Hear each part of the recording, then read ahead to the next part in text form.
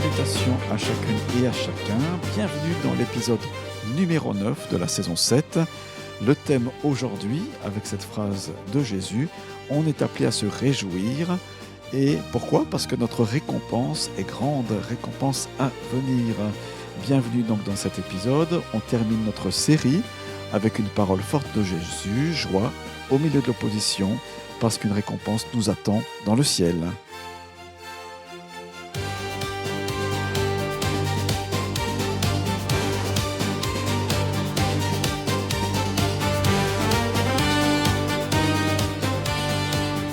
Jésus dit en Matthieu chapitre 5, versets 11-12 « Heureux serez-vous lorsqu'on vous insultera, qu'on vous persécutera et qu'on dira faussement de vous toutes sortes de mal à cause de moi.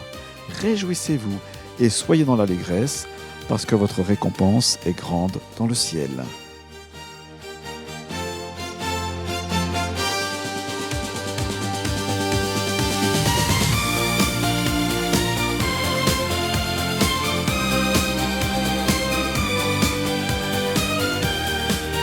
C'est le bouquet final des 9 paroles de Jésus ici donc, et nous terminerons aujourd'hui cette saison 7 par cet épisode numéro 9 donc, qui nous invite Jésus nous invite à nous réjouir parce qu'il y a une récompense. Oui, c'est toujours intéressant, par exemple dans le sport, de voir qu'on est capable, l'être humain est capable d'être hyper motivé au point de gagner une course. Et puis ce qui est motivant, c'est ce qu'il y a au bout. Une fois que la ligne d'arrivée est franchie, il y a non seulement des honneurs, mais il y a aussi des primes. Et parfois, suivant les sports, bien sûr, qui peuvent être très conséquentes. Alors, peut-être le mauvais côté de cette phrase, c'est que l'opposition est confirmée par Jésus.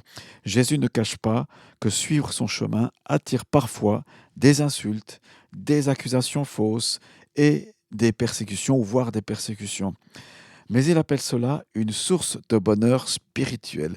Il y a des contrastes dans les paroles de Jésus qui sont là. En même temps, on peut être outragé, accusé, on peut faire l'indignation autour de nous, puis en même temps, c'est une source de bonheur parce qu'on est finalement reconnu comme chrétien et croyant en Jésus-Christ. Donc ça, c'est une réalité. L'opposition fait partie de la vie du croyant. Mon point 2, c'est que la joie peut être trouvée, et je vous invite à écouter l'épisode de la semaine passée où j'en ai parlé, la joie peut être trouvée au milieu de la souffrance. Ce n'est pas une joie superficielle, bien sûr, mais une joie profonde, enracinée dans la communion avec Christ. Paul et Silas, dans Actes chapitre 16, verset 25, chantaient les louanges de Dieu, et où est-ce qu'ils étaient ? Non pas dans une réunion avec lumière magnifique et beamer et projection et un groupe de louanges extraordinaire, mais ils étaient dans une prison qu'on peut imaginer sale, souillée, n'ayant ni eau ni nourriture convenable. Et ils avaient été fouettés auparavant. Donc ils ont trouvé une joie en louant le Seigneur. C'est peut-être une clé spirituelle certainement à découvrir ou redécouvrir. Et cette joie-là, écoutez bien chers amis, elle est indestructible. Il y a une joie qui est indestructible que personne ne peut avoir si ce n'est Christ qui habite son cœur, parce que Jésus-Christ donne cette joie. Oui, l'opposition est confirmée dans notre vie de croyant. C'est parfois des souffrances qui sont là, mais il y a une joie extraordinaire que l'on peut trouver. Et puis en regardant un petit peu plus loin, parce que le chrétien c'est celui qui est capable de voir l'horizon spirituel, eh bien il y a une récompense qui est éternelle. Ce que nous perdons ici-bas n'est rien comparé à la gloire future. Jésus nous appelle et il nous rappelle, et il nous dit votre récompense est grande. Donc c'est pas un petit joujou qui sera au ciel, mais votre récompense est grande dans le ciel. C'est cette perspective qui nous rend capables de rester debout. Regardons quelques versets parallèles dans les Écritures qui confirment cela. Dans 1 Pierre 1,6, il est même dit « Vous tressaillez d'allégresse », c'est-à-dire vous sautez sur place, vous dansez, quoique maintenant, puisqu'il le faut, vous soyez attristés par diverses épreuves. Voilà, vous êtes dans l'allégresse et dans la joie, vous dansez devant Dieu. Eh bien, je sais qu'il y a des épreuves. Dans Luc 6, 23, « Réjouissez-vous en ce jour-là et sautez de joie. Jésus lui-même a sauté de joie. Il a dit en ayant la révélation en se réjouissant que la révélation de l'Évangile était donnée à ceux qui avaient un cœur simple, eh bien, il a bondi de joie, il a tressailli d'allégresse, nous disent les Écritures.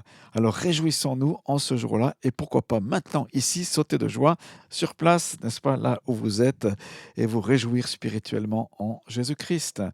Et je termine avec Hébreux 12, 2. Jésus, à cause de la joie qui lui était réservée, a souffert la croix. Donc ce qui a permis à Jésus de passer par la croix, d'y mourir, d'être enseveli, eh bien, il a vu la joie du royaume de Dieu, la joie éternelle qui lui était réservée, la joie aussi d'être élevé au-dessus de tout autre nom, certainement la joie d'être assis sur le trône divin.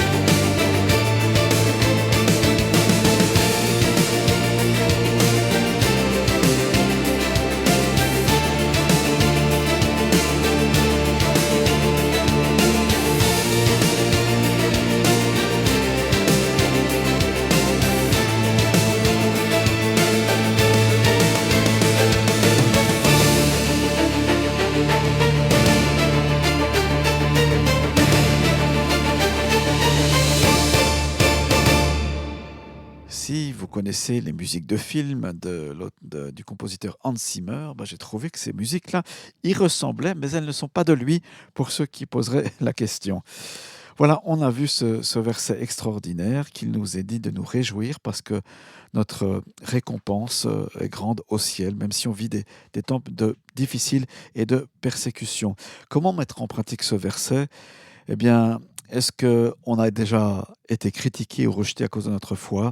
Jésus nous encourage à ne pas regarder aux blessures présentes, même si parfois elles sont lourdes, c'est vrai, mais à lever les yeux vers la récompense éternelle. La joie du ciel est plus forte que la douleur d'aujourd'hui. Et je vous invite à prier. Seigneur, Aide-moi à trouver en toi une joie nouvelle et à me réjouir et même à danser de joie quand je suis incompris ou rejeté pour ton nom. Aide-moi à garder mes yeux fixés sur la récompense éternelle. Remplis-moi de ta joie, celle qui est indestructible. Amen.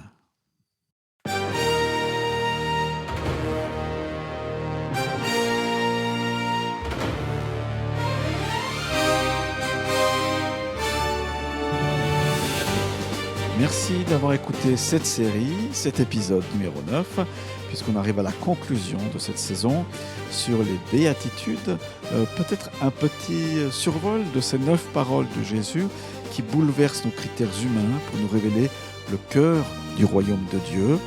On a parlé de l'humilité, de la consolation, de la douceur, de la faim et la soif de justice, de la miséricorde, de la pureté du cœur, de la paix, du courage dans la persécution et aujourd'hui de la joie au milieu des épreuves et même de se réjouir et de danser de joie. Ces béatitudes ne sont pas de belles idées abstraites, j'espère que vous l'aurez compris. Elles sont un chemin de vie avec Jésus, un portrait de ceux qui appartiennent à son royaume. Alors gardons ces paroles dans nos cœurs, méditons-les, laissons le Saint-Esprit les incarner en nous jour après jour. En tout cas, on va terminer par la prière parce qu'on a pris cette belle habitude. Père Céleste, merci pour toutes ces 9 paroles que tu nous as données à travers Jésus. Permets en effet qu'elles puissent s'incarner en nous, qu'on soit porteurs de manière durable, qu'elles soient comme 9 piliers dans nos vies, dans les églises, afin d'être solides et fermes, gardant les yeux fixés sur toi, comme tu l'as fait parce que tu avais les yeux fixés sur la joie éternelle. Merci beaucoup pour ta parole qui est vivante, qui est puissante, qui peut soutenir tous celles et ceux qui ont pu l'entendre et l'écouter. Au nom de Jésus-Christ. Amen. Voilà, chers amis de Spirit Cookie, merci d'avoir écouté cet épisode. N'hésitez pas à le noter. Rendez-vous sur spiritcookie.org. Et puis, je vous dis à très bientôt pour une nouvelle saison. Et voilà, que Dieu vous bénisse richement. À bientôt. Ciao, ciao.